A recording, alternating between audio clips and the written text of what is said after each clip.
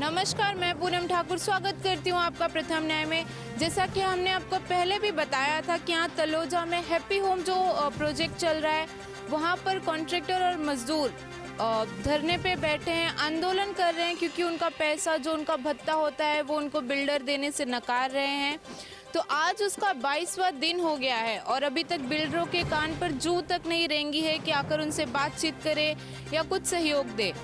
और कल इसी साइट की बात है कि यहाँ पर कुछ लोगों ने बाल मजदूरों को भी पकड़ा था और उनके खिलाफ जाके पुलिस में कंप्लेन भी दर्ज कराई थी। तो जिन्होंने पकड़ा था ये बाल मजदूर यहाँ पे, वो हमारे साथ है, तो आइए उनसे बातचीत करते हैं। तो सबसे पहले तो आपका परिचय बताइए।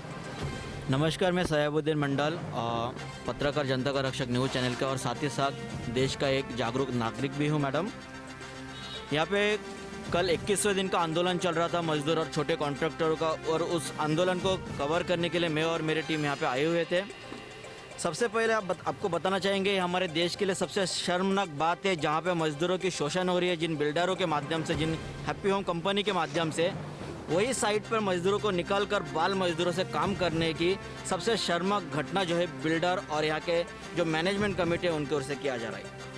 जब हम रिपोर्टिंग करने यहाँ पे आए तो हमारे जो आंखों के सामने जो घटना घटी, बड़े बड़े पत्थरों को 16 साल के 16.5 साल के बच्चे थे वो उठा रहे थे यहाँ पे और अपनी जोखिम भरी कामों को कर रहे थे। जिसके बाद हमने यहाँ के 100 नंबर में कॉल करते हुए पुलिस कंट्रोल रूम को इन्फॉर्मेशन दिया, जिसके बाद पुलिस कर्मचारी यहाँ पे वक्त रहते हुए आए और उन दोनों बच्चों को रेस्क्यू करते हुए हमें भी साथ लेकर पुलिस स्टेशन गए, तलोजा पुलिस स्टेशन।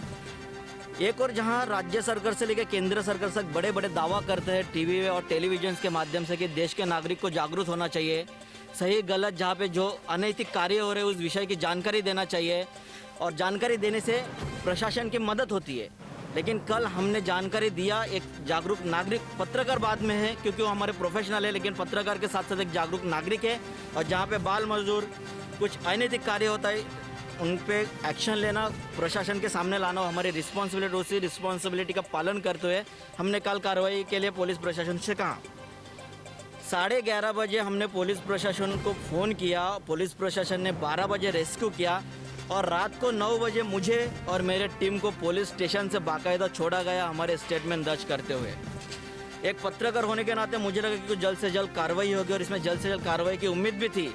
लेकिन सुबह 12 बजे से लेकर रात के 9 बजे तक आप सोच सकते हो तकरीबन 7-8 घंटे का टाइम पुलिस प्रशासन ने एक इंक्वायरी के लिए, इन्वेस्टिगेशन के लिए खींचा। तो अब सवाल यहाँ पे मैं ये उठाना चाहता हूँ, क्या देश का आम नागरिक जो अपने खुद के पर्सनल जीवन में इतनी उलझी हुई है, जब वो कुछ अच्छा करने का सोचता है और उसके साथ प्रशासन की रवैया 8-9 घंटे का रहता है, क्या वो आने वाले रास्ते पे कोई अगर दुर्घटना होती है, कोई बाल मजदूर दिखता है, क्या वो आगे पुलिस प्रशासन को रिस्पॉन्स करेगा? नहीं करेगा। दूसरी शर्मनाक बात ये हुई है मैडम, कल हमने इन्फॉर्मेशन दिया एज पर एक जागरूक नागरिक होने के नाते कि प्रशासन उस पर कार्रवाई करे, है हमारी हेतु था। लेकिन प्रशासन ने कल जो FIR लॉन्च किया, यहाँ के जो मुकदम थे उन्होंने बिल्डर के खिलाफ ना करते हुए जो बच्चे पकड़े गए उनको जो मुकदम ने लाए हुए थे उनके ऊपर, जिनका नाम था अत्तर भाई करके कुछ सोए मैं भी नहीं जानता उन्हें, अभी तक उनके ऊपर भी कोई कार्रवाई का आशंका नहीं हुई और उसके इन्फॉर्मेशन हमें नहीं दिया गया है। लेकिन सूत्र के माध्यम से जो व्यक्ति था वो मुकदम अत्तर भाई था। अभी तक अत्तर भाई के खिलाफ कोई कार्रवाई नहीं किया गया है। 9 बजे हमको यहाँ से छोड़ा जाता है। तो सवाल यहाँ पे मैं ये उत्पन्न करना चाहता हूँ प्रशासन से, आपके चैनल के माध्यम से, कि देश के आम नागरिक किस तरह से आपकी प्रशासन की मदद करेंगे। लेकिन सवाल यहाँ पे उत्पन्न ये होता है कि कल जो हमने यहाँ पे आपको FIR की कॉपी दिखा सकता हूँ, हमें लगा कि ये जो कार्रवाई है ये खुद कामगार आयुक्तालय अपने हस्तक्षेप में लेते हुए, अपने अधीन में लेते हुए कार्रवाई करेगा। लेकिन यहाँ पे पार्टी मुझे बनाया गया है कि आपने बाल कामगार को देखा है, आप वहाँ के आए एविडेंस हो, इसके लिए FIR भी आपके ही नाम से हम सामने वाले व्यक्ति पे लेंगे, यानी तकरारदार मुझे बनाया गया है, जो कि मेरे ख्याल से नहीं होना चाहिए था। मैं एज पर साक्षी के लिए any time anywhere, high court हो चाहे सुप्रीम कोर्ट हो, जहाँ पे मुझे प्रशासन बुलाएगी, मैं देश का नागरिक और मैं वहाँ पे जाऊँगा। लेकिन यहाँ पे पार्टी मुझे बनाया गया है और जब पार्टी मुझे बनाया गया है तो चैनल के माध्यम से बनाना चाहूँगा, ये जो FIR पुलिस प्रशासन ने मुझे कल के डेट में दिया हुआ है, इससे मैं पूर्ण रूप से असंतुष्टित हूँ।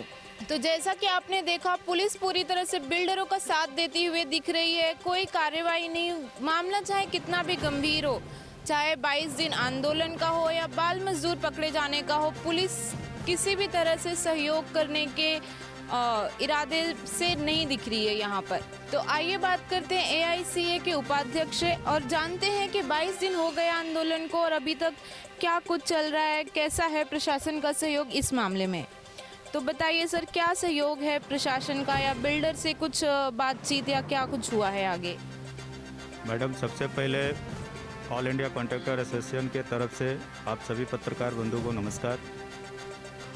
आज हमारा आंदोलन का 22वां दिन है और हमने पहले दिन भी बोला था कि ये हमारा आंदोलन अनिश्चित काल तक चलेगा जब तक न्याय नहीं मिलेगा।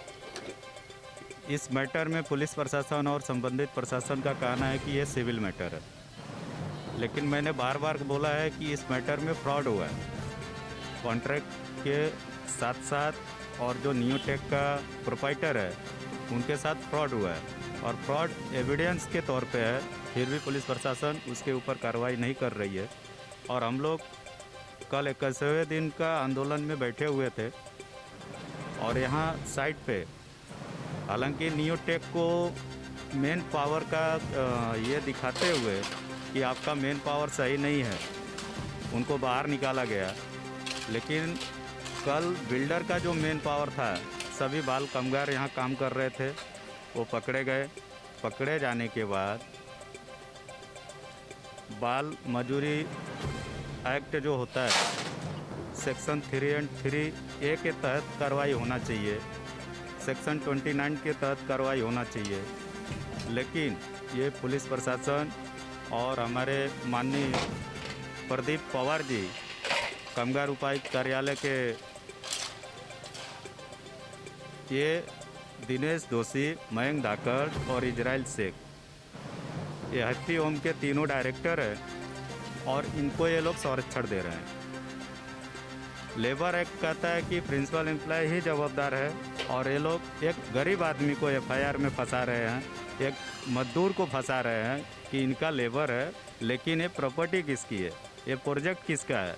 अगर उस प्रोजेक्ट के अंदर में किसी अपघात हो जाती है किसी व्यक्ति का, तो उसका जवाबदार कौन होगा।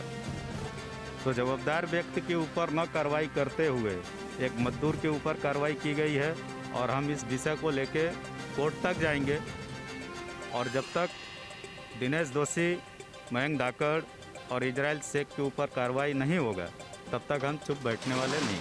तो जैसा कि आपने देखा, चाहे कॉन्ट्रैक्टर्स हो, चाहे यूनियन के लोग हों, चाहे पत्रकार हो, पुलिस किसी का भी सुनने के लिए तैयार नहीं है। उल्टा जहां तक हो रहा है वो बिल्डरों को संरक्षित करने के फेवर में जा रही है।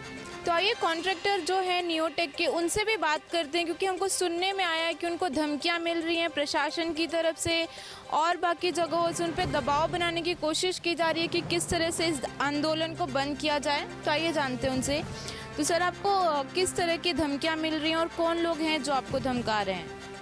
धमकियाँ मैडम ऐसा मिल रही हैं हमारे को कि आप जो बैठे हैं ये गलत बैठे हैं, आप गलत काम कर रहे हैं, आप ऐसा आंदोलन नहीं कर सकते हैं। जबकि मैं धन्यवाद दूंगा हमारे कॉन्ट्रैक्टर्स एसोसिएशन को, जो करीब 15 दिन पहले कलेक्टर ऑफिस में गए थे, जहां पर उनको साफ साफ ये बताया गया था कि आप आंदोलन के लिए बैठ सकते हैं, अगर आपकी मांगें जायज़ हैं तो आप बैठ सकते हैं।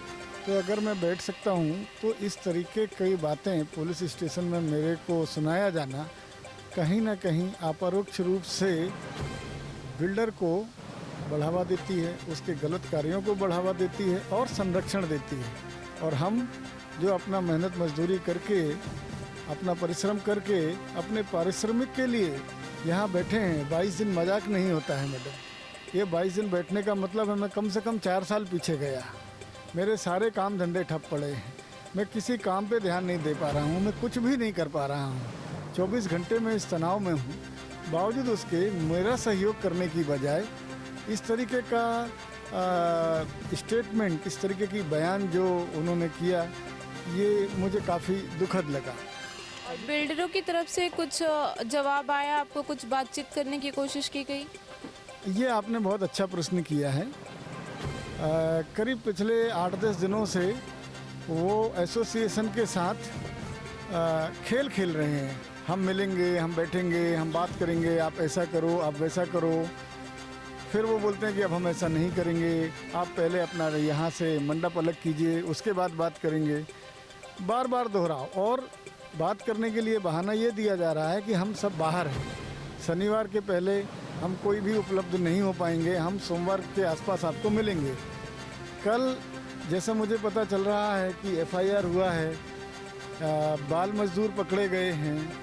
उसके बाद दिनेश दोषी आज यहाँ आए थे, वो ये बताने की कहीं ना कहीं कोशिश कर रहे थे कि पैसे के बल पे मैं कुछ भी कर सकता हूँ, आप बैठे रहिए यहाँ पर। अभी देखना है कि प्रशासन इतना सब होने के बाद और अपना कितना थू करवाता है। बाल मजदूर का पकड़ा जाना और कार्रवाई ना होना, ये अपने आप इशारा करता है कि सामने वाले की नीयत कैसी है। तो जैसा कि आपने देख ही लिया है कि किसी की सुनवाई किसी तरह से नहीं हो रही है। पुलिस प्रशासन जो है प्रत्यक्ष या अप्रत्यक्ष रूप से बिल्डरों का ही साथ देना चाह रही है। बिल्डर भी इनको अपनी तरह से धमका रहे हैं, अपनी पैसों की धौंक दिखा रहे हैं। ऐसे मामलों का सामने आना ना सिर्फ किसी एक प्रोजेक्ट को बल्कि पूरे देश को शर्मसार करता है कि बच्चों से काम कराया जाता है जो कि अपने देश का भविष्य है, जिसको संवारना चाहिए, उसको कहीं ना कहीं खराब किया जा रहा है सिर्फ पैसे के बल पे। तो ये बात देखने वाली होगी कि बिल्डर बातचीत करने के लिए तैयार होते हैं कि नहीं, प्रशासन कुछ मदद करने के लिए आगे आती है या बिल्डरों का ही साथ देती रहेगी। तो आज के लिए बस इतना ही। मैं पूनम ठाकुर, कैमरा पर्सन रफीक खान के साथ प्रथम न्याय।